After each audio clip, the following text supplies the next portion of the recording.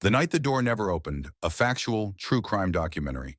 On the evening of May 30th, 2012, a suburban home in Chardon, Ohio, became the center of a crime that would later be described as preventable, misunderstood, and quietly ignored until it was too late. The street was calm, the houses identical, the routines predictable. No one expected the violence that was about to unfold.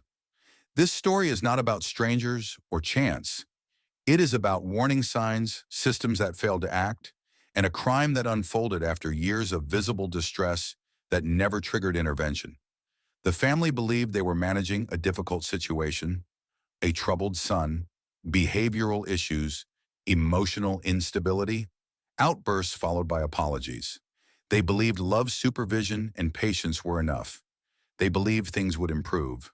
They were wrong. Friends and teachers noticed changes. Long before the crime occurred, the signs were present.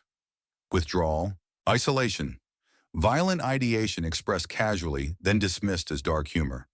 School officials documented concerns, but documentation did not become action. The system recorded behavior. It did not interrupt it. At home, the family attempted control through structure.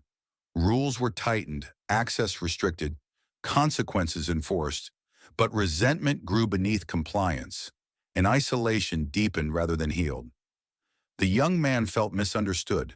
Monitored and dismissed, he withdrew further, spending long periods alone. Online fantasies replaced real connection. Anger hardened into identity. Mental health interventions were discussed, but never fully implemented. Appointments were missed. Follow-ups delayed, responsibility diffused across institutions. Each assumed someone else was watching. No one was on the night of the crime. The house was quiet. The family followed its usual routine. Dinner, television, closed doors. Nothing suggested imminent danger. Inside, the young man prepared deliberately. He was not panicked, he was focused. The decision had already been made. When violence erupted, it was swift, controlled, and devastating. Emergency calls came too late. Neighbors heard nothing until sirens arrived. By morning, the community was asking the same question repeatedly. How did this happen, and why did no one stop it?